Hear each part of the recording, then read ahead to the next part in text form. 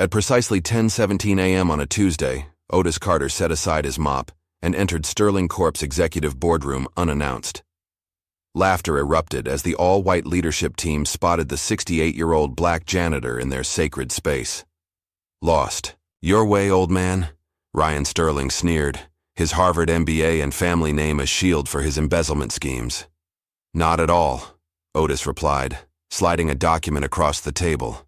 The laughter died as they read it, official proof that this invisible man they'd degraded for decades was actually the majority shareholder. While they'd seen only a janitor, Otis had been watching, documenting, and waiting for this perfect moment. His engineering degree from Howard had gathered dust, but his ownership papers hadn't. Now, as 400 employees faced layoffs, Otis Carter would finally reclaim his company from those who never bothered to see the man behind the mop. Just before we get back to it, I'd love to know where you're watching from today. And if you're enjoying these stories, make sure you're subscribed because tomorrow's special episode is one you definitely don't want to miss. The hallways of Sterling Corp gleamed under the fluorescent lights as Otis Carter pushed his cleaning cart through the empty corridors at 5:30 a.m. His weathered hands gripped the handle with practiced ease, the calluses telling stories of decades of hard work. At 68, his movements were slower than they once were, but no less precise. The company wouldn't officially come to life for another 2 hours, but Otis preferred the quiet of dawn. It gave him time to think, to observe, to remember. He paused outside the executive suites, fishing out his ring of keys. The polished brass nameplate on the nearest door read, "Ryan Sterling, CEO." Otis allowed himself a slight smile as he unlocked the door and slipped inside. The office was immaculate, with floor-to-ceiling windows offering a breathtaking view of the city skyline. Otis emptied the trash can, careful not to disturb the meticulously arranged papers on the mahogany desk. As he worked, his eyes drifted to a framed photograph on the wall, a much younger Ryan standing beside his father, Thomas Sterling. Thomas had his arm around Ryan's shoulder, both men beaming with pride at the ribbon-cutting ceremony of Sterling Corp's first headquarters. What the photograph didn't show was the third person who had been standing just out of frame that day. Otis dusted the frame with particular care, his reflection ghosting over the glass surface. He remembered that day well, the day Thomas had promised him the world. The day before everything changed. The sound of approaching footsteps pulled Otis from his reverie. He quickly gathered his supplies and headed for the door, nearly colliding with Patricia Wilson, the company's HR director who was arriving unusually early. "Oh!" Patricia startled, her hand flying to her chest. When she registered who stood before her, her surprise morphed into dismissive recognition. "It's just you, Otis." "Morning, Ms. Wilson," Otis replied, his voice gentle but dignified. "Sorry to startle you." Patricia barely acknowledged the apology, her attention already fixed on her phone. "While you're here, the executive bathroom needs attention. Someone complained about water spots on the mirrors yesterday." She wrinkled her nose slightly. "And make sure you use the proper cleaning supplies this time. The smell was off last week." Otis nodded, swallowing the response that rose to his throat. "Yes, ma'am." "Good," Patricia said, already walking past him into her office. She paused at the doorway. "And Otis, the cleaning closet on the third floor still smells like you've been eating your lunch in there. The executives have commented on it. Find somewhere else, please." The door closed behind her, and Otis stood alone in the hallway, his expression unchanged save for a slight tightening around his eyes. The third-floor closet was indeed where he took his lunch breaks, the only space in the building where he could sit in private for 30 minutes.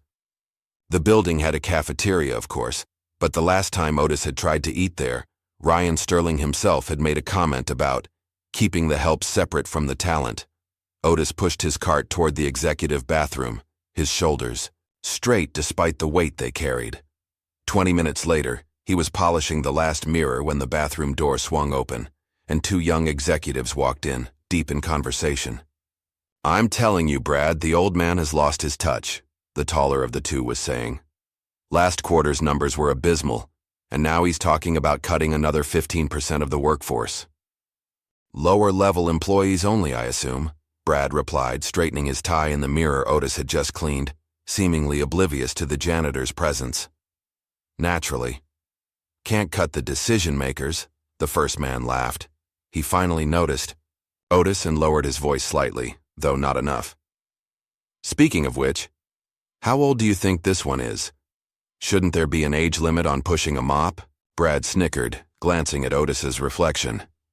Maybe he can't afford to retire, or maybe he just loves the smell of bleach and cleaning up after his betters.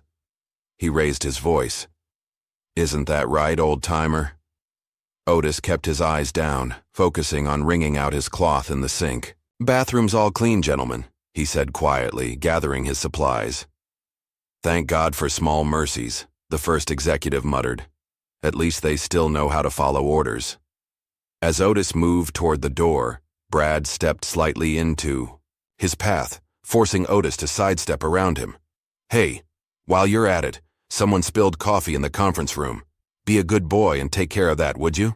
The condescension in the young man's voice was unmistakable, the boy sliding from his lips with practiced ease despite Otis being old enough to be his grandfather. Yes, sir, Otis replied, his voice steady even as something hardened in his chest. Right away. Throughout the morning, similar interactions played out across the building. A female executive held her nose dramatically as he passed, whispering loudly to her colleague about that smell. Two managers abruptly stopped their conversation when Otis entered their office to vacuum, watching him with suspicious eyes as if he might steal something, if not closely monitored. An intern nearly knocked over Otis's cart, then had the audacity to snap, "Watch where you put that thing," before continuing down the hall. Each slight was small on its own, a drop in a lifetime's ocean of indignities, but together, they formed the daily current against which Otis had swum for decades. By lunchtime, Otis retreated to his small sanctuary, the third-floor cleaning closet that Patricia had complained about. He pulled a small folding stool from behind the shelves of supplies and sat down heavily, his knees creaking in protest. From a worn leather lunch bag, he extracted a simple sandwich and a thermos of coffee. As he ate in the dim light of the closet, surrounded by the smell of industrial cleaners, his mind drifted back to a different time. He'd been young then, barely 30, working as a janitor for a much smaller company, the fledgling startup that Thomas Sterling had built from nothing.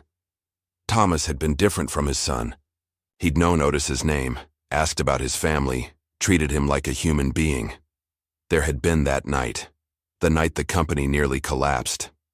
Otis had been working late, emptying trash cans while Thomas sat alone in his office, head in his hands, surrounded by bills and final notices.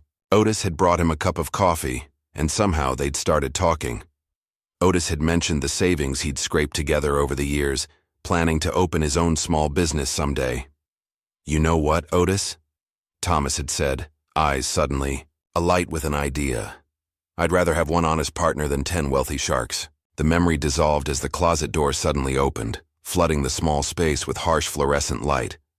Ryan Sterling stood in the doorway, his expensive suit a stark contrast to the utilitarian setting. So this is where you hide, Ryan said, his nose wrinkling at the smell. Did Patricia not speak to you about this? We've had complaints. Otis quickly stood tucking away the remains of his meal. Sorry, Mr. Sterling, I was just finishing. Ryan's eyes narrowed as he took in the small stool, the lunch bag. Is this some kind of living arrangement I should know about? Because I'm pretty sure that would violate about a dozen health codes. No, sir, Otis replied, feeling a flush of embarrassment despite himself. Just my lunch break. Well, take it elsewhere, Ryan said dismissively. Preferably outside the building. This isn't a homeless shelter. His eyes flicked over Otis's worn uniform, though I can see how you might be confused about that. Before Otis could respond, Ryan's attention shifted to his phone, which had begun to ring. I need to take this. Make sure this closet is emptied of your personal effects by the end of the day. He walked away without waiting for a response, already engaged in his call. Otis stood in the closet doorway for a long moment, a familiar anger burning low in his chest. Slowly, deliberately, he packed away his lunch and folded the stool, placing it in his cart. But instead of continuing his rounds, He wheeled the cart to the employee locker room in the basement. The room was deserted at this hour. Otis approached. His locker, an old dented metal box in the far corner. He spun the combination lock with practiced fingers and opened the door. Inside, hanging neatly, was a spare uniform. Below it sat a battered leather briefcase that looked out of place. Among the humble surroundings, Otis carefully removed the briefcase and placed it on the nearby bench. The brass latches had long since lost their shine, but they opened smoothly at his touch. Inside lay a collection of documents protected by plastic sleeves, share certificates, contracts, letters, all meticulously preserved over decades. His fingers traced over one document in particular, a share certificate made out in his name, representing 51% ownership of Sterling Corporation, signed by Thomas Sterling himself. Next to it lay a handwritten letter, the paper yellowed with age but the words still clear. Otis, my friend. Without your belief in me and your investment, there would be no Sterling Corp. I know you want to remain in the background for now, and I'll respect that wish, but never forget, this company is as much yours as it is mine. When the time comes, these shares will speak for you. The time had never seemed right to reveal the truth. First, it was out of respect for Thomas and his vision. Then, after Thomas's unexpected death 15 years ago, it was the shock of watching Ryan take control and systematically dismantle his father's legacy. By the time Otis realized what was happening, Ryan had established himself so thoroughly that challenging him seemed impossible. But today, something had shifted. Perhaps it was the accumulation of small indignities. Perhaps it was overhearing the executives discussing another round of layoffs that would devastate the lower-level employees who had given years to the company. Or perhaps it was simply that, at 68, Otis had finally run out of reasons to wait. He carefully returned the documents to the briefcase, closed it, and placed it back in his locker. Not today, but soon. The reckoning that had been decades in the making was finally approaching. As Otis resumed his afternoon cleaning duties, he paused outside the main conference room where he could hear raised voices discussing the company's future. His company's future. His expression remained impassive, but his eyes held a determination that had been dormant for too long. The time for waiting was over. 3 days later, Sterling Corp was abuzz with tension as key personnel hurried toward the main conference room. An emergency board meeting had been called. The email marked urgent landing in executive inboxes just that morning. The subject line, Strategic Restructuring and Asset Management, was corporate speak for what everyone feared, massive layoffs and selling off company divisions. Otis stood quietly in the corridor outside the conference room, wiping down the glass display case that housed the company's awards and accolades. Through the reflection, he watched board members file in, men and women in expensive suits, their faces set in expressions of grave importance. None of them so much as glanced his way. Ryan Sterling was the last to arrive, flanked by his CFO, Walter Price, and his loyal right-hand man, Logan Matthews. Ryan's stride was confident, almost arrogant, as he swept past Otis without acknowledgement. "Is everyone here?" Ryan's voice carried through the still open door. "Close that, will you?" he directed at his assistant, pointing to the door. "We don't need the maintenance staff eavesdropping on company business." The door closed with a soft click, but not before Otis caught the dismissive wave of Ryan's hand in his direction. Otis continued polishing the display case, his movements deliberate as he positioned himself near the air vent, a spot he knew from experience carried sound from the conference room into the hallway. Inside, Ryan stood at the head of the long, mahogany table, surveying the gathered board members with the practiced confidence of a man who believed himself untouchable. "Thank you all for coming on such short notice," Ryan began, his voice carrying clearly through the vent. "As you know, our last quarter was challenging. Our profit margins have shrunk to unacceptable levels, and shareholders are demanding action." Walter Price, a thin man with wire-rimmed glasses, distributed folders to everyone present. "The numbers don't lie," he said, his voice thin and reedy. "We're looking at a 15% drop in revenue compared to last year's projections. Which is why," Ryan continued, "I've assembled a comprehensive restructuring plan. He tapped his folder for emphasis. Page 3 outlines the first phase, a strategic workforce reduction of 20% across all departments. A murmur of concern rippled through the room. 20%? Questioned Martha Donovan, one of the longest-serving board members. That's nearly 400 employees, Ryan. 387, to be precise, Walter interjected. Primarily from lower and mid-level positions where redundancies can be eliminated without impacting core operations. Outside, Otis's hand stilled on the glass. 387 people, people with families, mortgages, dreams, people who had given years, sometimes decades, to Sterling Corp. His company. Back inside, Ryan was already moving on. Phase 2 involves liquidating underperforming assets. The Research and Development Division hasn't produced a marketable innovation in 18 months. We'll retain a skeleton crew for appearance's sake, but essentially we're shutting it down. But R&D was your father's pride and joy, Martha protested. Thomas believed innovation was the heart of Sterling Corp. Ryan's laugh was short and devoid of humor. My father also believed in paying the janitor more than market rate because he seemed like a good soul. Sentimentality doesn't keep shareholders happy, Martha. Laughter rippled around the table at Ryan's comment. Logan Matthews leaned forward, his expression serious despite the laughter. We've also identified some irregular accounting practices that need addressing. Walter has been working with me to clean things up. Walter shifted uncomfortably in his seat. Yes, well, there have been some creative bookkeeping measures implemented over the years. Nothing illegal, of course, he added hastily, but perhaps not entirely transparent to shareholders. The point is, Ryan cut in, these changes need to happen immediately.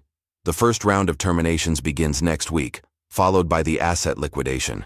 I've already spoken with our PR team about managing the optics. From his position by the air vent, Otis could hear every word.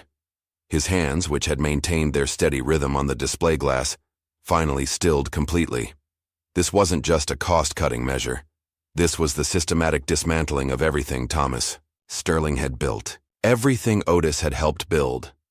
Inside the conference room, the discussion continued, with board members raising concerns only to have Ryan smoothly dismiss them. The conversation shifted to logistics. Who would handle the terminations? How? Severance would be structured. Which assets would be sold first? The cleaning staff can be reduced by half, Ryan was saying. We'll contract with an outside service for the heavy work. Cheaper, and we won't have to worry about benefits. Speaking of which, Walter interjected, there's that old janitor. Carter, I think. He's well past retirement age but still on full benefits. That alone could save us. Daddy's old charity case, Ryan interrupted with a dismissive wave. I've been meaning to phase him out for years. Consider it done. More laughter followed, punctuated by a comment from Logan. Maybe we should keep him around. He doesn't miss much. Might be good to have eyes and ears on the ground floor. What? The old black janitor, someone else chimed in. I doubt he understands half of what he overhears. Probably just happy to have a job at his age. The casual cruelty of the remark hung in the air for a moment before the conversation moved on. Outside, Otis felt a familiar weight settle in his chest. The weight of being seen but not truly seen. Heard but not listened to. Present but somehow invisible. A younger employee, Jake Wilson from the accounting department, approached the conference room, files in hand. He slowed as he noticed Otis standing by the display case. They've been in there a while, Jake commented, nodding toward the closed door. Word is they're planning major cuts. Otis nodded, carefully folding his polishing cloth. Seems that way. Jake hesitated, then lowered his voice. I've seen some strange numbers coming across my desk lately. Transfers to accounts I can't trace. Invoices for services we never received. He shook his head. Something's not right. But when I tried to bring it up with my supervisor, he shut me down hard. Before Otis could respond, the conference room door opened, and Logan Matthews stepped out. His eyes narrowed at the sight of Jake talking to Otis. Wilson. Logan's voice was sharp. Don't you have work to do? Yes, sir, Jake replied quickly. I was just bringing these reports for the meeting. Give them here, Logan commanded, extending his hand. As Jake passed over the files, Logan added, "And in the future, remember that fraternizing with the maintenance staff during work hours is discouraged. We pay you to crunch numbers, not make friends." Jake flushed with embarrassment but held his ground. Mr. Carter was just helping me with a spill near the display case. Logan's gaze swept over both men, clearly disbelieving but unwilling to prolong the interaction. "Fine, get back to your desk." He turned to Otis. "And you, the executive restrooms need attention. Someone was sick in there earlier." "Right away, sir," Otis replied, his voice betraying none of the anger that flashed in his eyes. As Logan returned to the conference room with Jake's files, the young accountant lingered just long enough to whisper, "They don't even know your first name, do they? Just the janitor or the old black guy." "It's not right." Otis gave Jake a small, appreciative nod before gathering his cleaning supplies. "Some people only see what they expect to see, Mr. Wilson." Throughout the rest of the afternoon, Otis went about his duties with his usual quiet efficiency. But his mind was elsewhere. He found himself pausing outside the records room on the 4th floor, a room he rarely had cause to enter. After a moment's hesitation, he used his master key to slip inside. The records room was dimly lit and filled with filing cabinets containing documents too sensitive or too old to be fully digitized. Otis moved carefully between the rows, scanning the labels until he found what he was looking for. Executive Compensation and Benefits, 2010-2020. He didn't have much time. Drawing on decades of knowledge about the building's security routines, he quickly located and pulled several folders, laying them open on a small side table. His eyes scanned the pages rapidly, looking for confirmation of his suspicions. There it was. Evidence of systematic financial manipulation. Executive bonuses that far exceeded approved amounts. Funds diverted from employee pension accounts. Falsified board minutes authorizing actions that had never been properly voted on. The door to the records room suddenly opened, and Otis froze. But it was only the night security guard making his rounds. "Oh, Mr. Carter," the guard said, surprised. "Didn't expect anyone to be in here this late." "Just doing some deep cleaning, Jim," Otis replied smoothly, casually standing to block the guard's view of the open folders. "Haven't gotten to this room in a while." The guard nodded, uninterested. "Well, don't work too late. Building's pretty much empty now." After the guard left, Otis carefully photographed several key documents with his old flip phone before returning everything exactly as he had found it. As he exited the records room, his mind was made up. The briefcase in his locker contained his nuclear option, but these new documents provided the context that would make his case irrefutable. The next morning, Otis arrived at Sterling Corp earlier than usual. He headed straight to his locker and retrieved the leather briefcase, its weight both familiar and momentous in his hands. Today was the day decades in the making. He changed from his janitor's uniform into the only suit he owned, purchased years ago for his daughter's wedding. It was slightly outdated and a bit loose on his frame, but it was clean and dignified. He combed his gray hair neatly and straightened his tie, looking at his reflection in the small mirror inside his locker door. For a moment, he barely recognized himself, not because of the suit, but because of the fire in his eyes, a determination that had been banked for too long. The face that looked back at him wasn't that of a passive janitor, but of an owner about to reclaim what was rightfully. At precisely 10 a.m., Otis knew the board would reconvene to finalize the details of their strategic restructuring. He made his way to the conference room floor, briefcase in hand, his heart pounding but his resolve unwavering.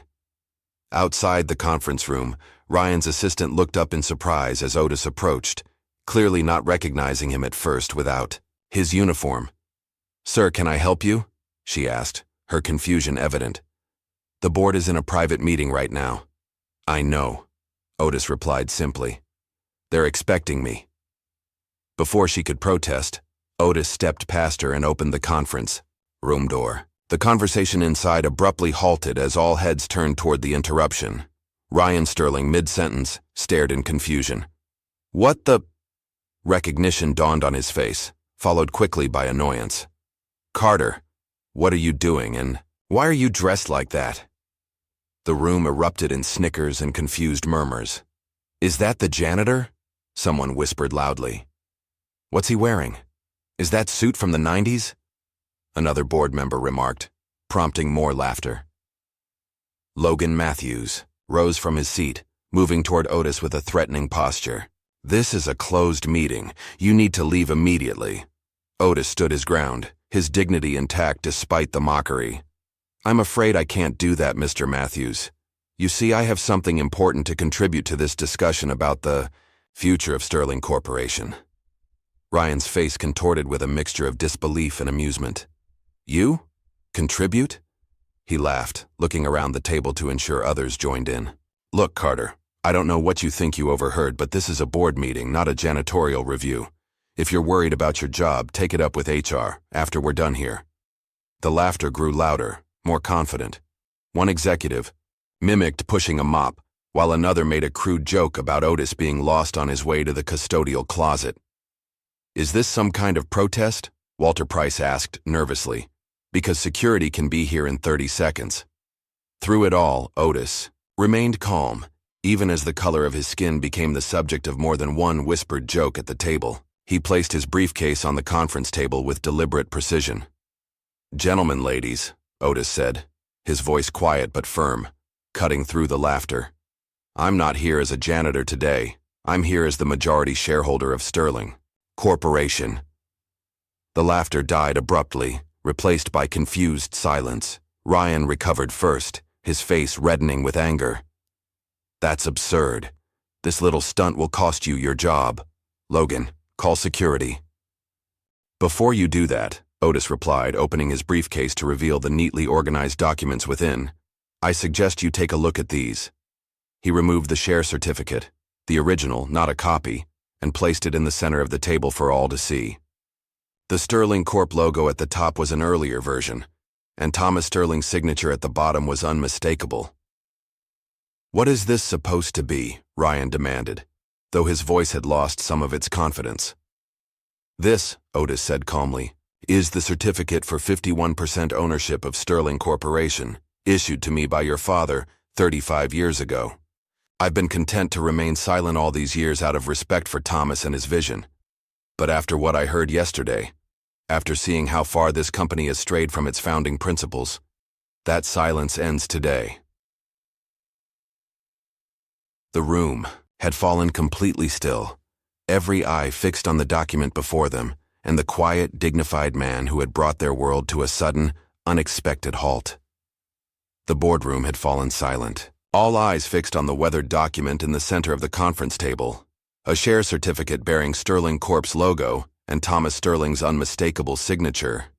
Ryan Sterling stared at it like it was a snake that had appeared among his carefully arranged papers. This is ridiculous, Ryan finally said, his voice tight with anger. You can't seriously expect us to believe that my father secretly gave majority ownership of his company to the janitor. The way he emphasized janitor made it clear what he really wanted to say. Several executives shifted uncomfortably, darting glances between Ryan and Otis, who remained standing calmly at the end of the table. Not secretly, Mr. Sterling, Otis replied evenly. The transaction was properly registered with the SEC. The documentation has been maintained in trust all these years. He placed several more papers beside the share certificate. Here are the original transfer documents, the trust agreement, and the registration records. Martha Donovan, the longest-serving board member, hesitantly reached for the nearest document. This appears authentic, she said, her voice carrying a note of wonder. But why? Why would Thomas do this? And why wait 35 years to mention it? Logan Matthews added accusingly. Conveniently after Thomas is dead and can't confirm or deny any of this. Otis removed a faded photograph from his briefcase and placed it on the table. It showed 3 men at Sterling Corp's first ribbon-cutting ceremony, Thomas Sterling in the middle, flanked by a younger Ryan and a younger Otis. It was the same image that hung in Ryan's office, except that version had been cropped to remove Otis from the frame. I met Thomas Sterling in 1987, Otis explained. I was working nights at Wilson's machine shop where Thomas came to prototype his first product designs. I had a degree in mechanical engineering from Howard University, but in those days, companies weren't exactly lining up to hire black engineers. The implication hung in the air. Thomas and I got to talking about his ideas. I made some suggestions that helped solve a design flaw he'd been struggling with. Ryan's face contorted with disbelief, watching Otis speak with knowledge no ordinary janitor should possess. Thomas had been rejected by every bank in the city, Otis continued. Not because his idea wasn't sound, but because he lacked collateral. When he mentioned giving up, I offered him my savings, $30,000 I'd been putting aside, hoping to start my own business someday. $30,000 isn't exactly a controlling stake in a multi-million-dollar corporation, Logan interjected dismissively. It was in 1988, Martha countered quietly. Thomas was operating on a shoestring budget. $30,000 would have been a lifeline. Thomas insisted on making me a true partner, Otis said. He said anyone who believed in him enough to risk everything deserved an equal stake in the outcome. But that still doesn't explain why you've been working as a janitor all these years, Richard Evans, head of sales, said skeptically.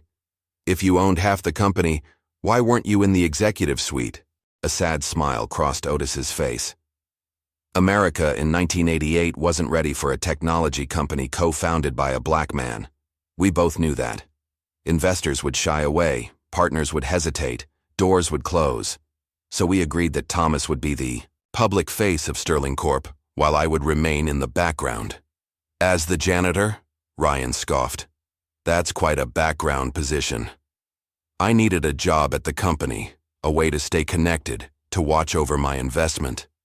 Thomas suggested maintenance, because it would allow me access to every part of the building without drawing attention. Otis's eyes swept the room.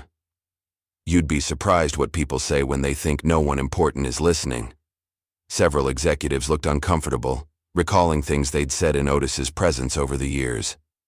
When Thomas died, Otis continued, I considered stepping forward. But you were his son, and I wanted to give you the chance to continue his legacy. I kept hoping you would grow into the kind of leader he believed you could be. The disappointment in his voice was palpable. Instead, I've watched you systematically dismantle everything your father built. The culture of innovation, the respect for every employee, the commitment to integrity. Ryan slammed his hand on the table. This is absurd.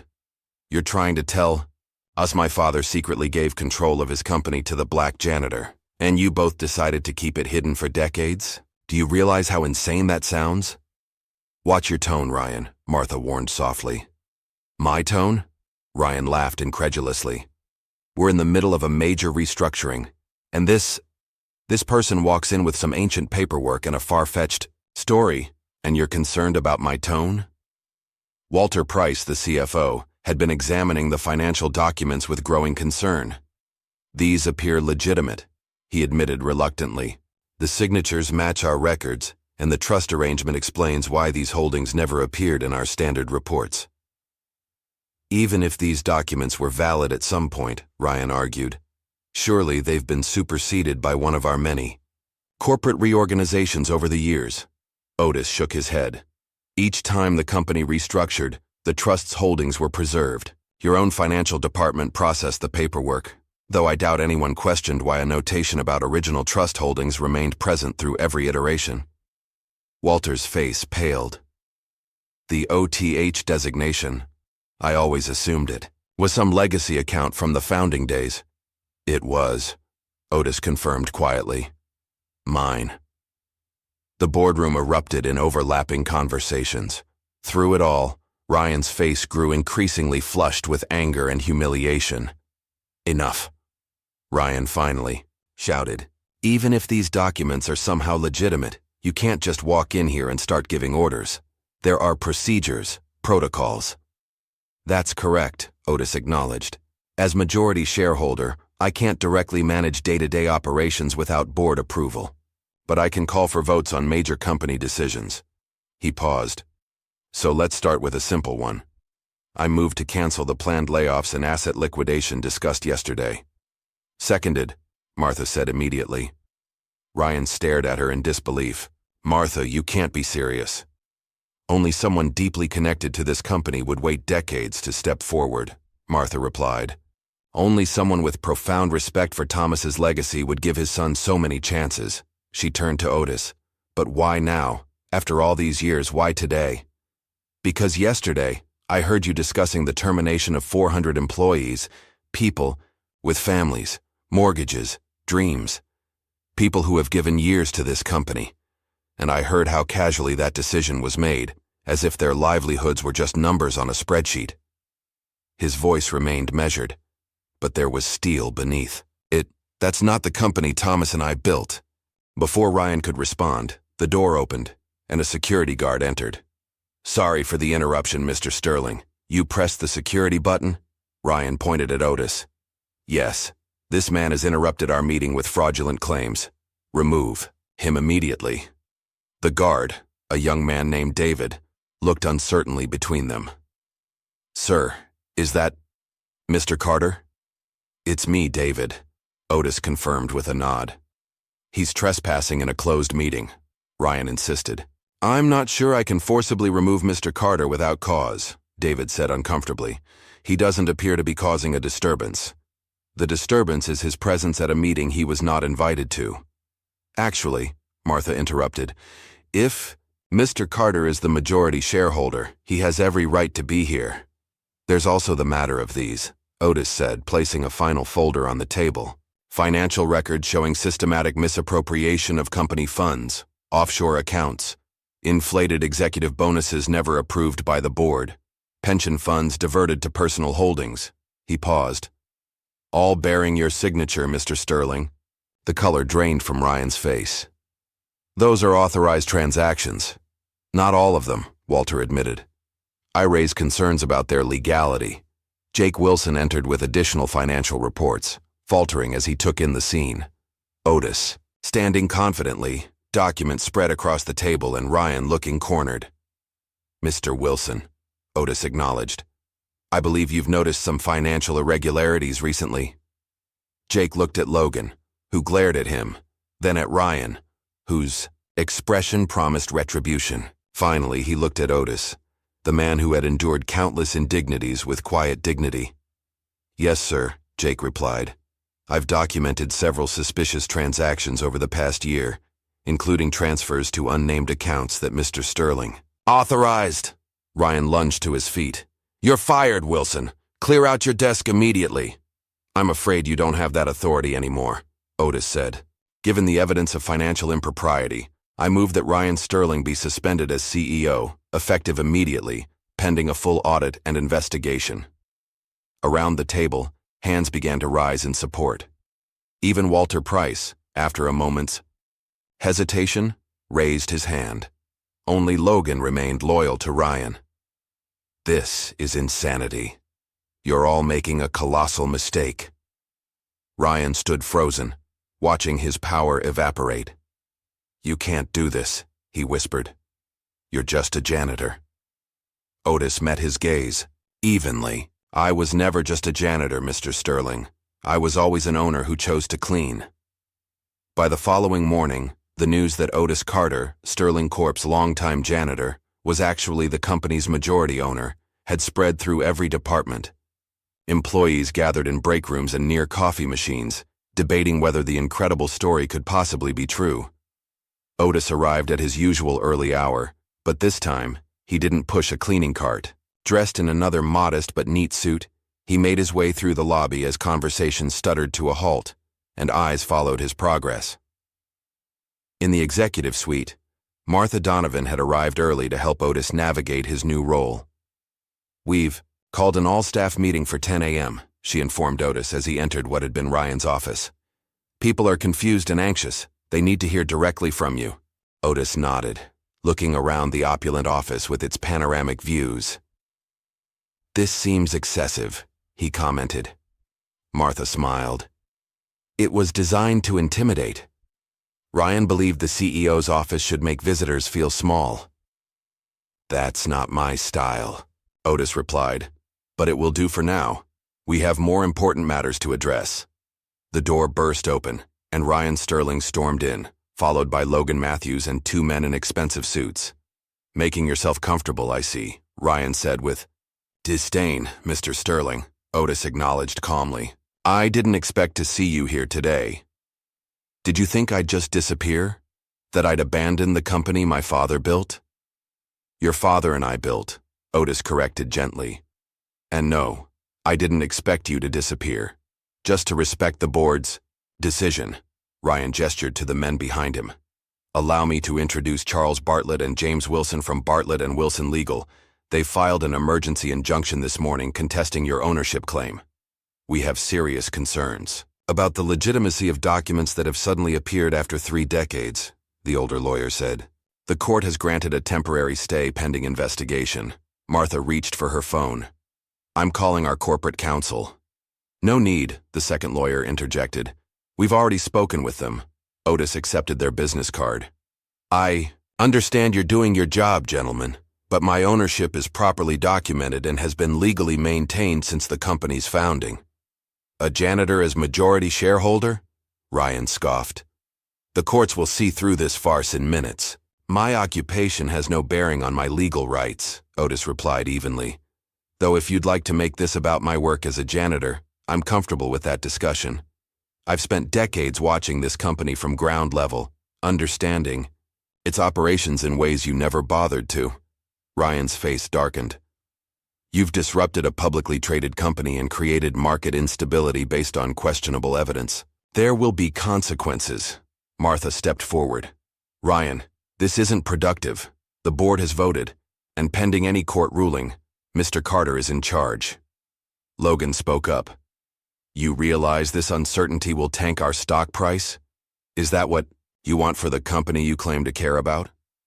The uncertainty began when Ryan started gutting this company for personal gain, Otis countered. I intend to end that uncertainty by restoring Sterling Corp to solid ethical footing. The intercom buzzed with a message about corporate counsel calling and auditors arriving. Ryan watched with disbelief as Otis handled these matters with unexpected poise. This isn't over, Carter, Ryan hissed. My father would be ashamed to see his company in the hands of a— Choose your next words carefully, Martha interrupted sharply. Ryan bit back whatever he'd been about to say. In the hands of someone so clearly unqualified, he finished. Let the janitor play businessman until the court set things right. As they turned to leave, Otis called after them. Mr. Sterling, I'd like your security badge and company devices before you go. Standard protocol for suspended executives. Ryan gave him a venomous look but complied, slamming his badge and phone onto the desk before stalking out. When they were gone, Martha exhaled slowly.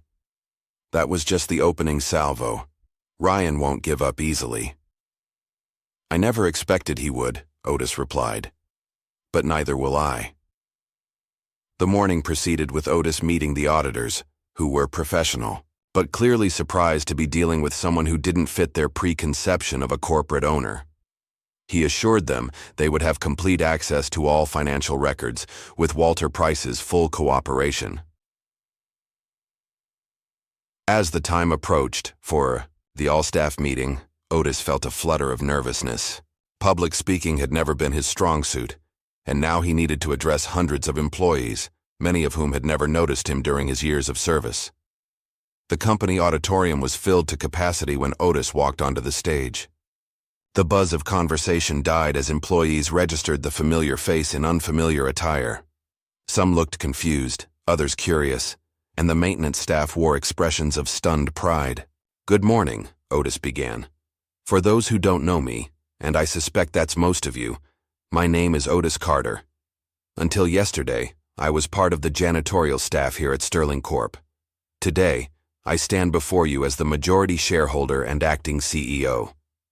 A ripple of whispers spread through the audience.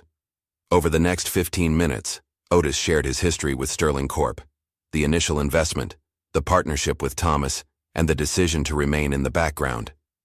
He explained why he had finally decided to step forward and outlined his immediate priorities: canceling the layoffs, conducting a financial audit, and reconnecting the company with its original mission.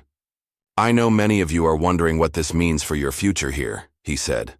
Let me be clear. Good employees have nothing to fear. Unlike the previous administration, I value the contributions of every person in this company, from the newest intern to the most senior vice president. As Otis continued, the mood in the room shifted. Initial skepticism gave way to cautious optimism. The maintenance staff looked particularly moved, some wiping away tears, others nodding vigorously. I've spent decades cleaning this building, watching and listening. I've emptied your trash cans and mopped your floors. I've overheard your frustrations and your ideas.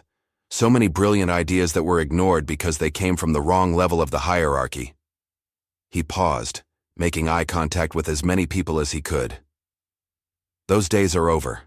Sterling Corp will now be a place where merit matters more than title, where innovation is nurtured, and where every employee is treated with dignity. As he concluded, the auditorium erupted in applause. Not everyone was clapping. Logan and his allies stood stone-faced, but the majority seemed cautiously hopeful about this unexpected turn of events. After the meeting, Otis found himself surrounded by employees eager to introduce themselves or simply shake his hand. It was strange being seen after so many years of invisibility. Jake Wilson worked his way through the crowd. "Mr. Carter, that was incredible. No one would ever guess you haven't been running board meetings for years." "Thank you, Jake. And thank you for your courage yesterday. It wasn't easy," Jake admitted, "but seeing you stand up to Ryan gave me the push I needed." He lowered his voice. "You should know. Ryan's trying to rally support among key clients and investors. Logan's been making calls all morning." Before Otis could respond, a commotion near the entrance caught their attention. Ryan Sterling had returned, accompanied by several important-looking individuals. "Major investors," Jake explained. "Ryan must be trying to pressure the board through shareholder concerns." Martha appeared at Otis's side. "Ryan's brought Theodore Hamilton and the Westridge Investment Group. They control about 15% of outstanding shares and are demanding an emergency meeting." Otis took a deep breath. "Then let's not keep them waiting." As he moved toward the confrontation, employees parted to watch. The power struggle was now playing out in public, with the company's future hanging in the balance. "There he is, the janitor who thinks he can run a multi-million-dollar corporation," Ryan announced loudly. "Mr. Hamilton, I believe you had questions about his qualifications?" Theodore Hamilton, silver-haired and cold-eyed, assessed Otis with undisguised skepticism. "Mr. Carter, what makes you think you're qualified to lead this company? Do you have any business experience whatsoever?" The question was designed to embarrass, but Otis had spent decades being underestimated. He'd earned advanced degrees through night school and had studied the company's operations from every angle. "Mr. Hamilton, I understand your concerns," Otis replied calmly. "So let me ask you this. Under Ryan Sterling's leadership, how has your investment performed over the past 5 years?"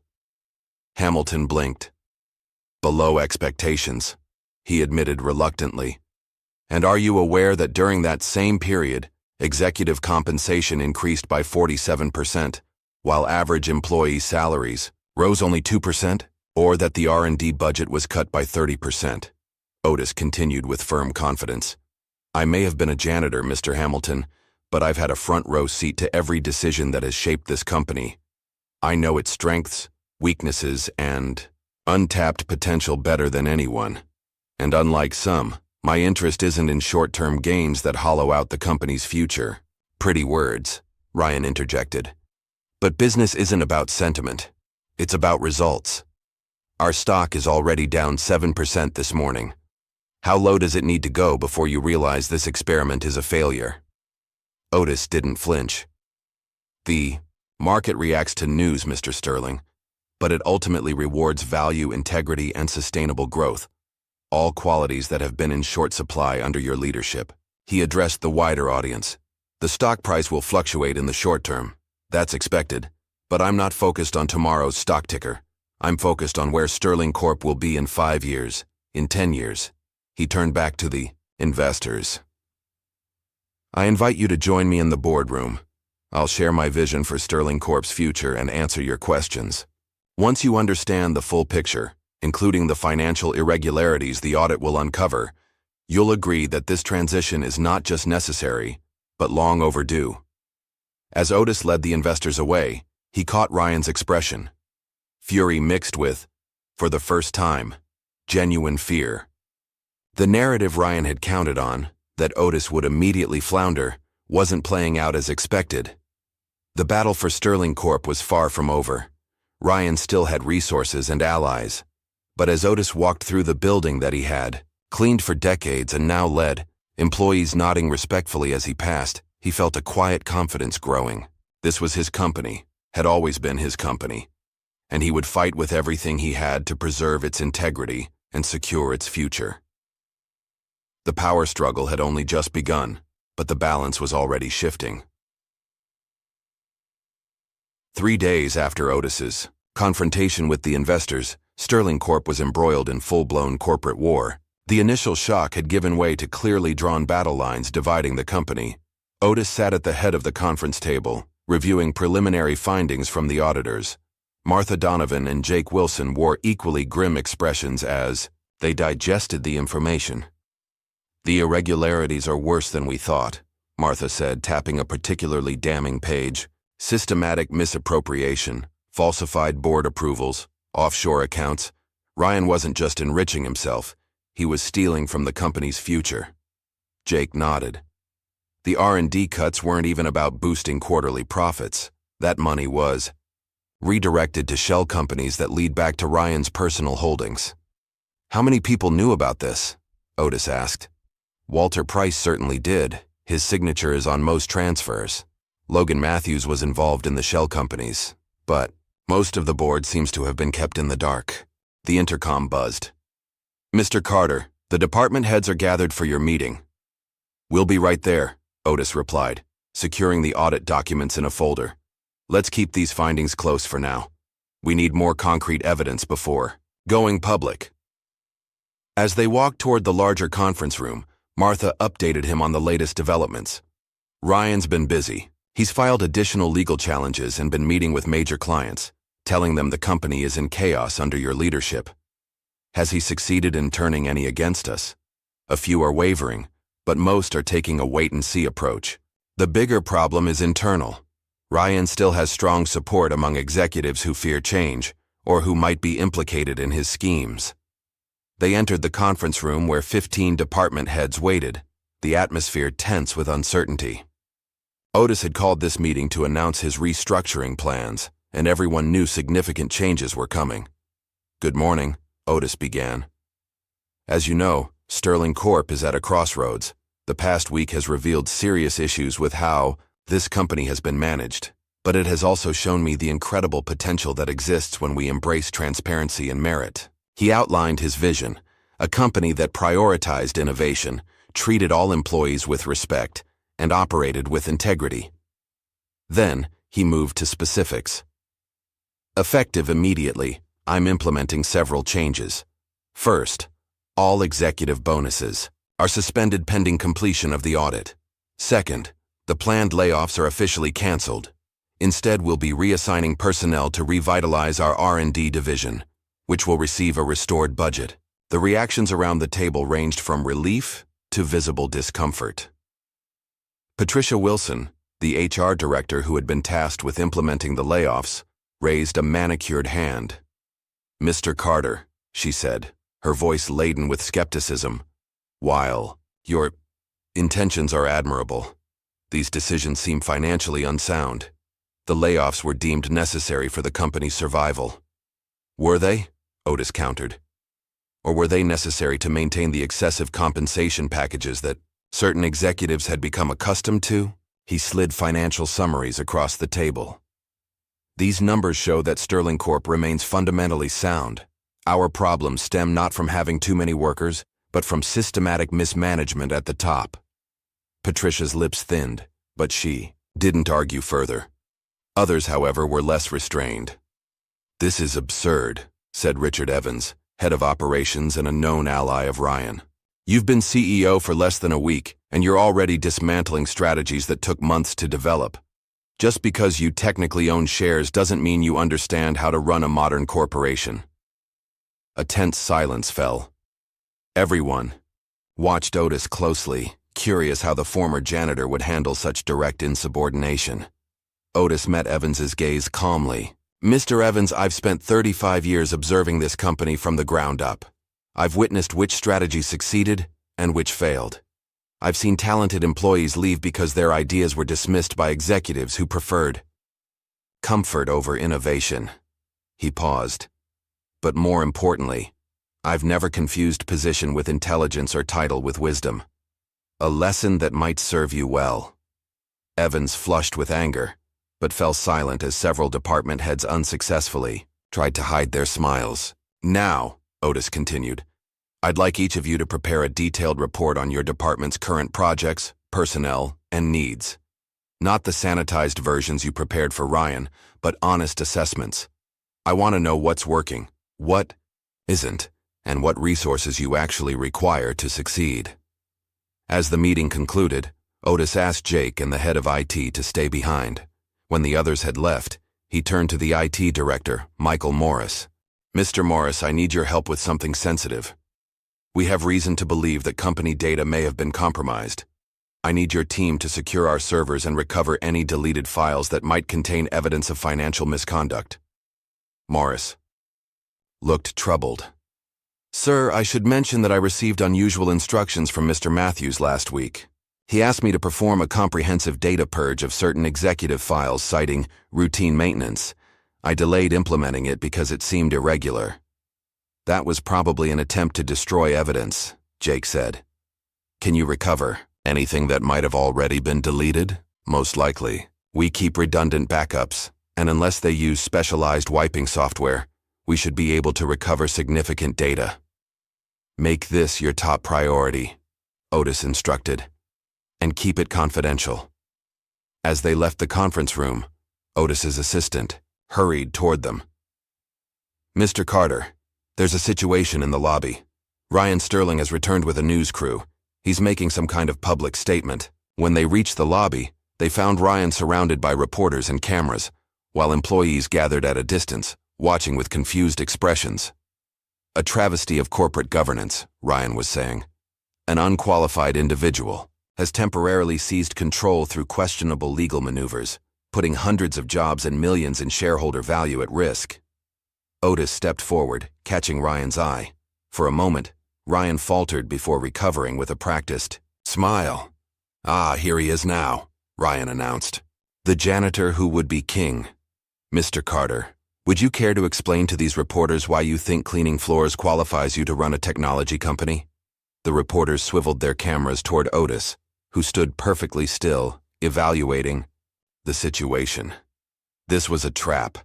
Ryan was trying to provoke him into saying something that would come across as bitter or unqualified.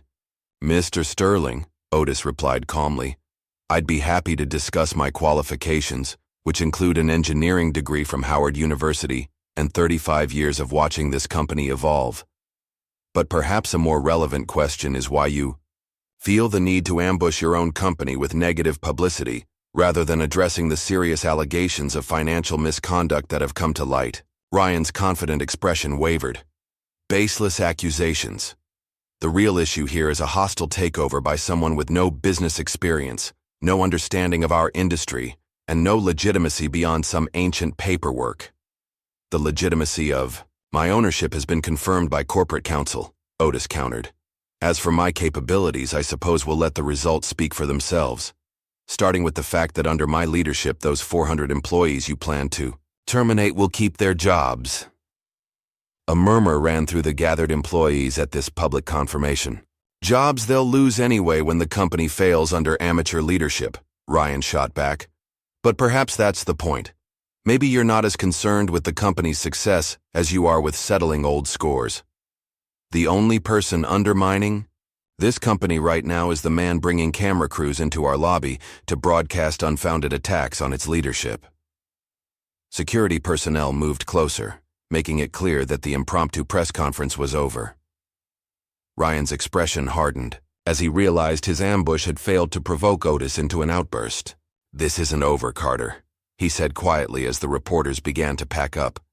You may have won this round, but you've made powerful enemies. Enemies who don't take kindly to having their corporate hierarchy upended by a man who used to clean their toilets. I've spent my life dealing with powerful people who underestimated me, Otis replied. I'm still here, and now, finally, I'm being seen. As Ryan departed, employees began to applaud, tentatively at first, then with growing enthusiasm. The public confrontation had only reinforced Otis's calm dignity in comparison to Ryan's desperate tactics, but the victory was short-lived.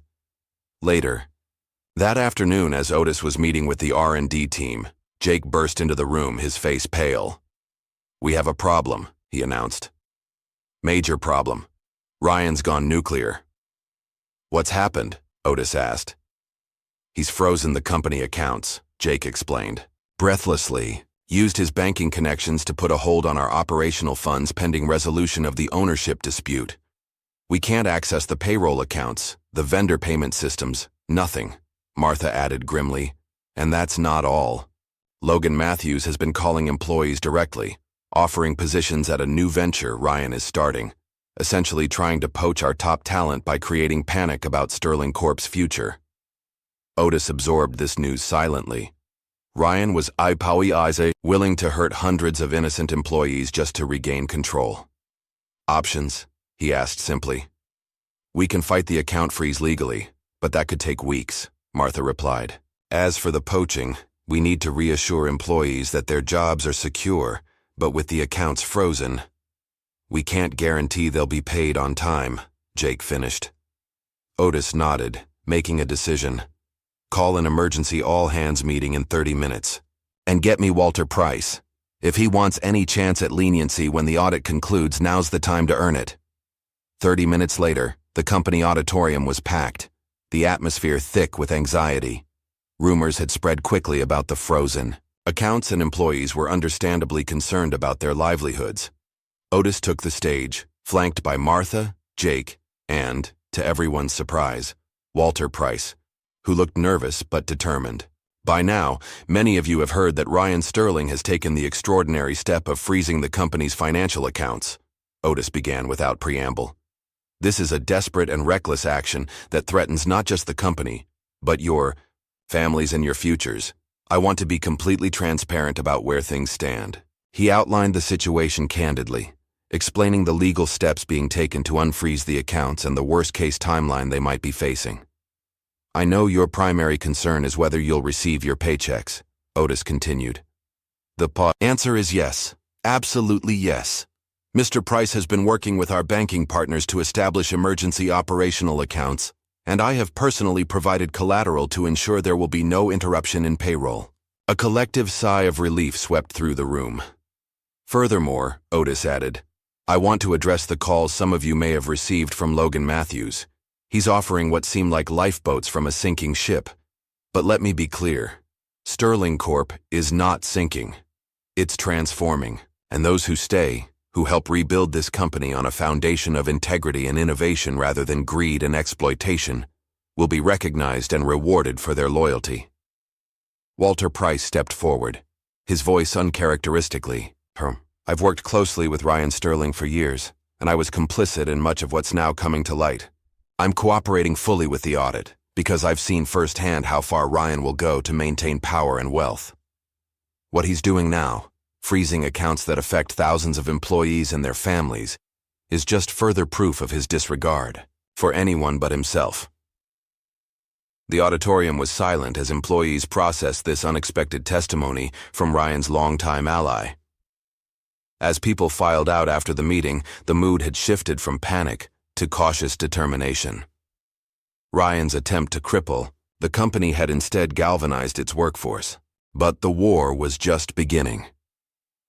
That evening, as Otis was preparing to leave, Jake appeared in his office doorway, his expression grim. Security just called. Someone broke into the server room. They bypassed several layers of security. "The evidence from the audit, backups are secure," Jake assured him. "But they copied files from the active servers. Given the timing, Ryan," Otis nodded, "or someone working for him, what would be his play here?" "Information warfare," Martha suggested, joining them. "Anything he could use to embarrass the company, undermine your leadership, or potentially blackmail individuals who've switched allegiance." Otis's phone rang. An unknown number. It was Ryan. Mr. Carter. His voice was smooth and confident. I hope today's little financial hiccup has given you something to think about. The only thing it's given me is further confirmation of your character, Otis replied evenly. Ryan chuckled. Character? Coming from a man who spent decades lying about his ownership? That's rich. But I'm calling to offer you a way out. A generous one, considering the circumstances. I'm listening. $15 million, Ryan proposed. Cash. Tax-free through an offshore arrangement. All you have to do is sign over your shares and disappear. You can retire comfortably, go anywhere you want. $15 million buys a lot of freedom for a man who spent his life cleaning up after others. The offer hung in the air. For a moment, Otis said nothing, letting Ryan wonder. Mr. Sterling, he finally replied, there was a time when I had nothing but a Howard engineering degree that no one would honor, and the savings I'd scraped together. I gave every dollar to your father because I believed in his vision and his character. He offered me partnership when others wouldn't even offer me dignity. Otis's voice remained steady, but there was steel beneath it. So let me be perfectly clear. There is no amount of money you could offer that would make me betray Thomas Sterling's legacy or abandon the people who work for this company. Not 15 million. Not 15 billion. You'll regret this, Ryan hissed, his composure cracking. You have no idea what's coming. On the contrary, Otis replied calmly, I know exactly what's coming. Justice. The following morning, Otis arrived to find the lobby filled with protesters, not against him, but supporting him. Employees had organized a solidarity gathering, many holding handmade signs with messages like, Stand with Otis and Ethics over Greed. People reached out to shake his hand or offer words of encouragement, a stark contrast to just a week ago, when most had barely noticed him. This is just the beginning, Jake explained as they rode the elevator. It's gone viral overnight. Janitor CEO is trending, and people are sharing their own stories of workplace discrimination and invisible workers. I never wanted this to become about me personally, Otis said. It's bigger than just you now, Jake replied. You've become a symbol. People are inspired by your story. The qualified engineer forced to work as a janitor due to discrimination, silently owning the company for decades before finally claiming your rightful place. On the executive floor, Martha was waiting, phone pressed to her ear. She ended her call as they approached. The bank freeze is working its way through the courts, she reported. More pressing is that Ryan scheduled a press conference for noon. Our sources say he's planning to release documents from the server breach. Let's prepare for the worst, Otis said. What's the most damaging information he could have obtained? There's something else you should know, Jake added. I've been working with Michael Morris all night, and we found something unexpected. In the server logs. He held up a flash drive. Whoever broke in didn't just take data, they left something behind. A hidden program designed to corrupt our databases on command. A kill switch that would have destroyed critical company data. Could have? Martha questioned. Jake smiled. Michael isolated and neutralized it before it could be activated. But more importantly, he traced it back to its source. The program was created on Logan Matthews's laptop and installed using his credentials. That's corporate sabotage, Martha breathed. A criminal offense. And we have the evidence, Jake confirmed. I think it's time we played offense rather than defense, Otis said. Get everything to our legal team immediately. Martha, contact the authorities. This goes beyond corporate politics now. Within hours, the company was buzzing with new developments. Word had leaked that federal agents were coming to investigate allegations of corporate espionage and financial crimes. Ryan's noon press conference had been mysteriously delayed, then postponed indefinitely. Shortly after 2 p.m., Otis was meeting with department heads when his assistant interrupted with an urgent message. Sir, there are federal agents in the lobby. They're asking to speak with you, and they've just arrested Logan Matthews as he tried to leave the building. In the lobby, a small crowd had gathered to watch as Logan was escorted to a waiting vehicle, hands cuffed behind his back. 2 agents approached as Otis arrived. Mr. Carter? I'm Special Agent Simmons, FBI Cybercrime Division. We'd like to ask you some questions about the evidence submitted regarding unauthorized access to your company's servers. Of course, Otis agreed. Let's talk in my office. As they headed toward the elevators, Jake hurried over, holding up his tablet. Mr. Carter, you need to see this. The headline read, "Breaking. Ryan Sterling, former CEO of Sterling Corp., arrested on charges of fraud, embezzlement, and corporate espionage." The accompanying image showed Ryan being led from his penthouse by federal agents, his expression a mask of disbelief and fury. "That was fast," Martha remarked. Agent Simmons nodded.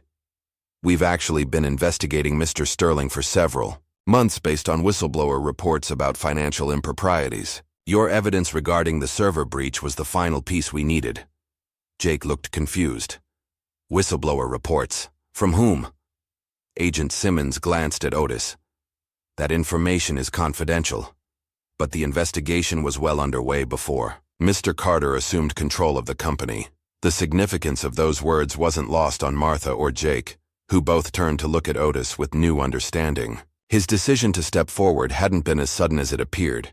He'd been laying groundwork, gathering evidence, preparing for this moment. Later that afternoon, after finishing with the federal agents, Otis found a moment of solitude in his office. The day's events had moved at a dizzying pace, with Ryan's arrest dominating news cycles and sending shockwaves through the business community. A knock at his door interrupted his thoughts. It was Jake. "You were the whistleblower, weren't you?" Jake asked without preamble. "You've been documenting Ryan's misconduct for years." Otis neither confirmed nor denied it, but his slight smile was answer enough. "All those years as a janitor," Jake continued, "you weren't just cleaning. You were watching, listening, gathering evidence. The invisible man that everyone underestimated because of your race and your job." "When you're invisible," Otis replied, quietly, "you see things others don't want seen. You hear things not meant to be heard. It's a powerful position, if used properly." Before Jake could respond, Otis's assistant announced that the board members had assembled for an emergency meeting. In the boardroom, the remaining board members waited anxiously. Several seats were conspicuously empty, those belonging to Ryan's closest allies, who had either resigned or been implicated in the growing scandal. "Thank you all for coming on such short notice," Otis began.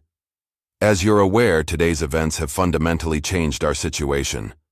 Ryan Sterling and several of his associates now face serious criminal charges. The company's reputation has taken a hit, but we have an opportunity to emerge stronger by demonstrating complete transparency and accountability." He outlined his immediate priorities: cooperating fully with authorities, implementing stronger financial controls, and beginning the process of making whole those who had been harmed by Ryan's actions, from shareholders to employees whose pension funds had been compromised. "Most importantly," Otis concluded, "we need to restore trust in our products, in our company, and in our leadership. It won't happen overnight, but if we commit to doing business with integrity, Sterling Corp can become the company Thomas, Sterling, and I always envisioned." As the meeting concluded and board members filed out, Martha remained behind, a thoughtful expression on her face. "You know," she said, "when you first walked into that board meeting a week ago, I thought Ryan was right, that this was some kind of mistake or scam. I couldn't imagine how the janitor I'd barely noticed could possibly be the legitimate owner of the company." Otis smiled slightly. "Most people couldn't. That was the point. But now," Martha continued, "I can't imagine anyone better suited to lead Sterling Corp forward. You've seen this company from every angle, known its strengths and weaknesses in ways the rest of us never could." She offered her hand. "I'm proud to work with you, Mr. Carter." Otis shook her hand firmly. "Thank you, Martha, and call me Otis. After all we've been through this week, I think we're beyond formalities." As evening fell, Otis found himself alone in the office that had once belonged to Ryan Sterling, and before him, Thomas Sterling. On the wall hung the photograph of Thomas and Ryan at the company's ribbon-cutting ceremony, the one that had deliberately excluded Otis from the frame. Carefully, he removed it and placed it in a drawer. In its place, he hung the complete photograph that showed all three of them, Thomas in the center, flanked by Ryan and Otis, the true founding team of Sterling Corp. It was a small act of restoration, but a symbolic one. The truth, long hidden, was finally on display for all to see. 2 months after Ryan Sterling's arrest, Sterling Corporation was still healing from the wounds of the corporate war. The initial excitement had faded, replaced by the sobering reality of rebuilding a company whose reputation and finances had been severely damaged by years of mismanagement. Otis sat in what was now simply called the CEO's office. He had removed much of Ryan's ostentatious decor, replacing it with a more practical, accessible arrangement. The wall of intimidating awards had been relocated to a company museum in the lobby, and the furniture had been swapped for pieces that encouraged conversation rather than emphasized hierarchy. There was a gentle knock at the door, and Martha entered, followed by Jake and several other executives who formed Otis's core leadership team. "The quarterly numbers are in," Martha announced, her expression carefully neutral as she distributed folders to everyone present. "It's a mixed picture." Otis opened his folder and studied the figures. Revenue was down 12% compared to the previous year, and the stock price had yet to recover from its initial plunge. However, employee retention had improved dramatically, and early indicators showed a significant uptick in productivity. "The market is still punishing us for the instability," remarked David Williams, the new CFO who had replaced Walter Price. "But the fundamentals are stronger than they appear. We've eliminated wasteful spending, redirected resources to R&D, and our employee satisfaction scores are the highest they've been in a decade." Otis nodded thoughtfully. "We always knew this would be a long road. Ryan didn't destroy this company overnight, and we won't rebuild it overnight either." He turned to Jake. "How's the new talent acquisition program coming along?" Jake, who had been promoted to Director of Strategy and Innovation, grinned with enthusiasm. "Better than expected. We've actually had an influx of applications from top-tier talent who specifically mention wanting to work for the company with the Janitor CEO. Your story has become a powerful recruitment tool, and we've rehired 12 of the employees who were wrongfully terminated under Ryan's leadership," added Patricia Wilson. The HR director had initially been skeptical of Otis, but after seeing his leadership style firsthand, she had become one of his strongest supporters. Their experience and institutional knowledge have been invaluable during this transition. Otis leaned forward, his hands clasped on the desk. "What about the pension restitution program?" "Moving forward according to plan," David confirmed. "We've identified all employees whose retirement funds were impacted by Ryan's schemes, and the first round of repayments will go out next week. It's stretching our cash reserves, but it's the right thing to do." "It is," Otis agreed firmly. "This company was built on the hard work of its employees, all of them, from the executive suite to the maintenance staff. Making them whole is our first priority." The meeting continued with updates from each department. Engineering reported promising progress on 3 new product lines that had been sidelined under Ryan's leadership. Marketing presented a campaign focused on the company's renewed commitment to innovation and integrity. Legal provided an update on the ongoing proceedings against Ryan and his associates, most of whom had agreed to plea deals in exchange for testimony. As the meeting concluded, Otis held up a hand to keep everyone in their seats. "Before we disperse, I want to address something important. I know many of you are concerned about the continued pressure from shareholders for immediate results. Some have suggested we should consider more aggressive cost-cutting or even explore acquisition offers." He paused, making eye contact with each person around the table. "I want to be absolutely clear. Sterling Corp is not for sale, and we will not sacrifice long-term sustainability for short-term profits. The path we're on is not the easiest one, but it's the right one. I'm asking for your continued faith and patience." After the executives filed out, Martha lingered behind, a thoughtful expression on her face. "You know, when Thomas Sterling ran this company, he used to say something similar in tough times. The right path isn't always the shortest one. You remind me of him more than Ryan ever did." Otis smiled slightly at the comparison. "Thomas was a visionary. I'm just trying to honor what we built together." "Well, you're doing more than that," Martha replied. "You're transforming this place, People actually want to come to work now. They feel valued, heard. She hesitated before adding, though I still think you should let the maintenance staff clean your office. It sends an odd message when the CEO is spotted emptying his own trash can. Otis chuckled. Old habits. Besides, I like to check in with my former colleagues. They still see things the rest of us miss. Later that afternoon, Otis made his way to the cafeteria, not the executive dining room, which he had converted into a general meeting space, but the main employee cafeteria. It had become his custom to eat lunch there at least twice a week, sitting with different groups each time to hear their ideas and concerns directly. Today, he joined a table of engineers from the revitalized R&D department. They were initially startled by his presence, but quickly warmed up as he asked pointed, knowledgeable questions about their current projects. I still can't believe you understand the technical specs so well, admitted Sarah Johnson, a senior engineer. Most executives I've worked with can barely follow the simplified presentations we prepare for them. I did have an engineering degree from Howard, Otis reminded her with a smile. And I've spent 35 years listening to engineers discuss their projects while I cleaned their labs. You'd be surprised how much you can learn when no one notices you're there.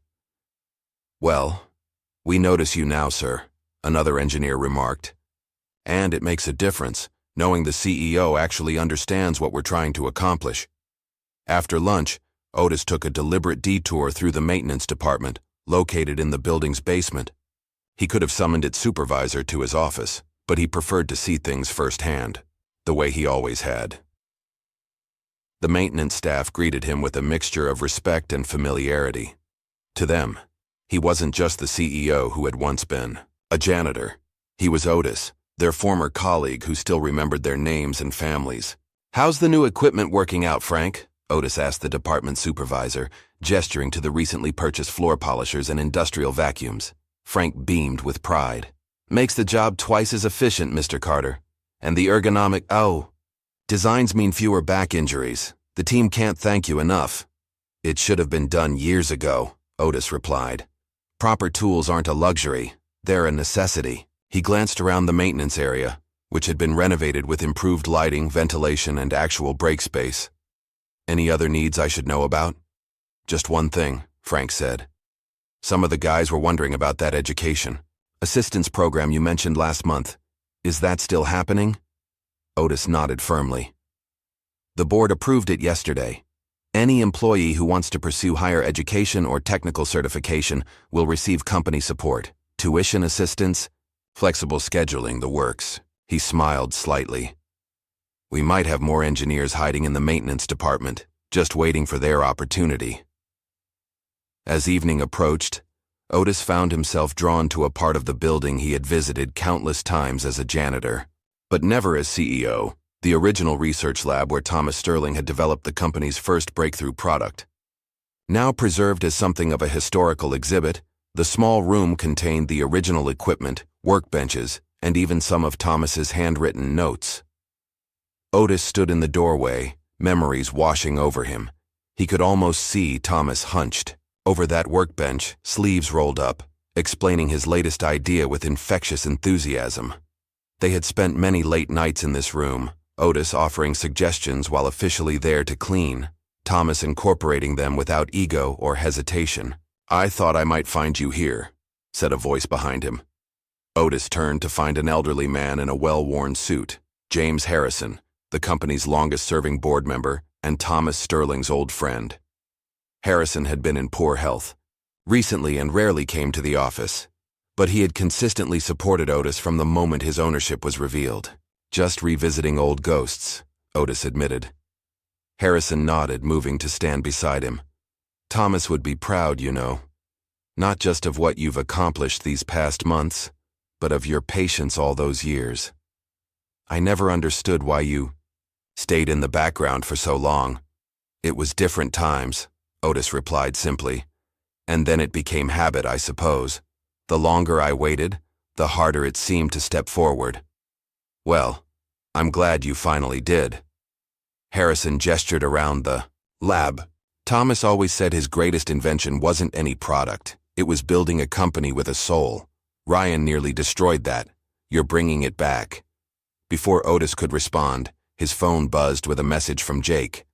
"Turn on the news. Channel 6. Now." Concerned, Otis excused himself and hurried to the nearest conference room with a television. When he turned it on, he understood Jake's urgency immediately.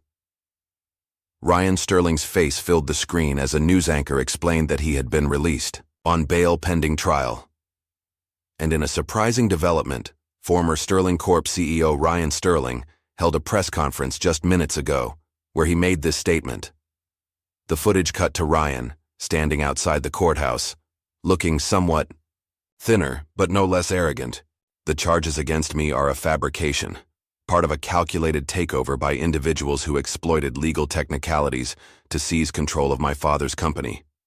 I look forward to clearing my name and returning Sterling Corporation to its rightful leadership." Otis watched impassively as Ryan continued to spin his narrative, painting himself as the victim of a conspiracy. When the segment ended, he turned to find Jake, Martha, and several other executives who had gathered behind him. "He's still dangerous," Martha warned. "Even facing charges, he has connections, resources. And he's desperate," Jake added. "The plea deals his associates have taken make his position increasingly precarious." Otis nodded, considering their concerns. "Increase security protocols as a precaution, but otherwise we continue as planned. Ryan's fighting for his freedom now. The company is secondary." Later that night, after most employees had gone home, Otis remained in his office, reviewing plans for a new employee ownership program. The concept was ambitious, allowing every Sterling Corp employee, regardless of position, to earn company shares through a combination of tenure and performance metrics. Notification on his computer screen alerted him to an email with a subject line that made him pause. From Thomas Sterling's archives. The message was from Harrison, sent after their meeting earlier. It contained a single attachment, a scanned letter in Thomas's handwriting, dated just weeks before his death 15 years ago. Otis opened it with a sense of trepidation. "My dear friend Otis," it began. "If you're reading this, I'm no longer there to say these things in person. I've asked James to hold this letter until the day you finally claim your rightful place at Sterling Corp. A day I've encouraged you to embrace for years. I understand why you've chosen to remain in the background. The world wasn't ready when we started, and perhaps it still isn't. But Sterling Corp was always meant to be more than just another company. It was meant to be proof that innovation and integrity could coexist, that a business could prioritize people over profits and still succeed. I've watched Ryan with growing concern. He has my name but not my vision. He sees the company as a vehicle for personal wealth and power, not as the force for positive change we intended. I fear what will become of our legacy in his hands. This is why I never changed our original ownership arrangement, despite pressure from various quarters. I always believed that someday, when the moment was right, you would step forward and set things straight. The company needs your wisdom, Otis. It needs your humanity, your perspective, your unwavering moral compass. You've seen Sterling Corp from every angle, from the ground up, literally. And that gives you insights no business school could ever teach. So when that day comes, know that you have not just my blessing, but my profound gratitude. Our company will finally have the leader it deserves. Your friend always, Thomas. Otis sat back in his chair, the letter blurring slightly as his eyes misted over. After all these years, to receive this posthumous endorsement from his old friend struck him deeply. It wasn't validation he had sought, but it reaffirmed that the difficult path he had chosen was indeed the right one. With renewed determination, he returned to the employee ownership plan. There was still so much to rebuild, so much to transform. But for the first time since taking control, Otis felt certain that Sterling Corp would not just survive. It would become the company he and Thomas had always envisioned. 1 year to the day after Otis Carter had walked into the boardroom and changed Sterling Corporation forever, employees gathered in the company's newly renovated central atrium. What had once been a sterile, imposing space designed to impress, visitors had been transformed into a warm, collaborative environment where people actually wanted to spend time. A stage had been set up at one end, with rows of chairs facing it and standing room around the perimeter. The atmosphere was festive, with conversations and laughter filling the air as people found their seats. On a large screen behind the stage, a slideshow displayed images from the company's history, including several newly discovered photographs of Thomas Sterling and Otis working together in the early days. At precisely noon, Martha Donovan stepped onto the stage and approached the microphone. The crowd quieted immediately. "Good afternoon, Sterling family," she began, using the term that had become common over the past year. "Thank you all for joining us for this special occasion. 1 year ago today, our company began a remarkable transformation. A transformation from a corporation focused on shareholder value above all else, to a community built on innovation, integrity, and the simple notion that every person's contribution matters." She gestured to the side of the stage. "Please welcome our CEO and majority owner, Otis Carter." The applause was thunderous as Otis walked onto the stage. He looked markedly different from the janitor who had slipped silently through the building for decades. Dressed in a well-fitted suit, standing tall and confident, he had the bearing of a man comfortable in his authority. Yet those who knew him best could see that his fundamental humility remained unchanged. "Thank you, Martha, and thank you all," Otis began when the applause finally subsided. 1 year ago, I walked into a boardroom where I'd previously only emptied trash cans, and I claimed my place as the owner of this company. To say it caused a stir would be an understatement. Gentle laughter rippled through the audience. Many doubted whether a janitor, particularly an old black janitor who had never held an executive position, could successfully lead a company of this size and complexity. Some predicted we would fail within months. Others were certain that I would sell to the highest bidder at the first opportunity. Otis paused, a slight smile playing at his lips. "I'm pleased to report that those predictions were somewhat premature." He gestured to Jake Wilson, who stepped forward with a laser pointer and directed attention to the screen, now displaying Sterling Corp's financial data. "After an admittedly difficult first quarter, we've not only stabilized but begun to grow again," Otis continued. "Our stock price has recovered to pre-crisis levels. Revenue is up 8% over the past 6 months. Employee retention is at a 10-year high. And perhaps most significantly, our innovation pipeline is fuller than it's been since Thomas Sterling was at the helm." The screen shifted to show images of the company's latest products and initiatives. "But numbers and products tell only part of the story," Otis said, his voice growing more passionate. "What matters more is what we've become. A company where the maintenance staff receives the same respect as the executive team, where ideas are valued regardless of who proposes them, where we understand that our greatest asset isn't our intellectual property or our market position, it's our people." He moved away from the podium, preferring to speak directly to the audience without barriers. "When I was a janitor, I saw things that executives missed. I saw brilliant ideas discarded because they came from the wrong department. I saw talented people leave because they didn't fit a certain mold. I saw decisions made based on quarterly targets rather than long-term vision." Otis gestured around the atrium. "Look at us now. We're not perfect. Far from it. We still have challenges to overcome and wounds to heal, but we're building something meaningful together, something that honors the original vision that Thomas Sterling and I had all those years ago." The crowd broke into spontaneous applause, many rising to their feet. When they quieted again, Otis continued. "Today, I'm pleased to announce several new initiatives that will shape our future." He outlined the employee ownership program, which would gradually transfer a significant portion of the company's shares to its workforce. He announced the establishment of the Sterling Carter Foundation, which would provide scholarships and opportunities for minority students in STEM fields. And he revealed plans for a new campus that would include affordable housing for employees and community resources for the surrounding neighborhood. "But the announcement I'm most excited about," Otis said, his eyes twinkling, "directly concerns our cleaning and maintenance staff." He motioned to Frank, the maintenance supervisor, who joined him on stage. "Effective immediately, every member of our maintenance department will receive a 20% raise, bringing their compensation in line with industry-leading standards. Additionally, they'll be among the first to benefit from our education assistance program, with guaranteed flexible scheduling to accommodate their studies." Frank, visibly moved, shook Otis's hand as the crowd cheered. Because, Otis continued once the applause died down, you never know which janitor might be the next great leader just waiting for their opportunity. As the formal program concluded, and employees mingled at the reception that followed, Otis found a quiet moment to slip away to his office. He needed a few minutes alone to process the emotions of the day. The past year had been the most challenging and rewarding of his life. Ryan Sterling's trial had concluded 3 months earlier, with a guilty verdict on multiple counts of financial fraud and corporate malfeasance. He was currently serving a 7-year sentence, his empire and reputation in ruins.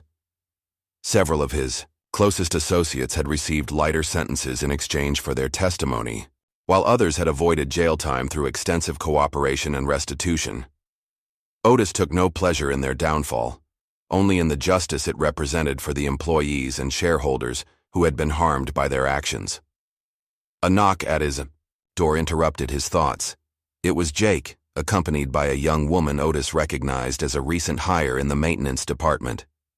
"Sorry to disturb you, sir," Jake said, "but Rebecca here has something she wanted to share with you privately." Rebecca stepped forward nervously, clutching a folder. "Mr. Carter, I just wanted to thank you personally. I started working here 4 months ago on the night cleaning crew. Last week, I applied for the Education Assistance Program to finish my computer science degree."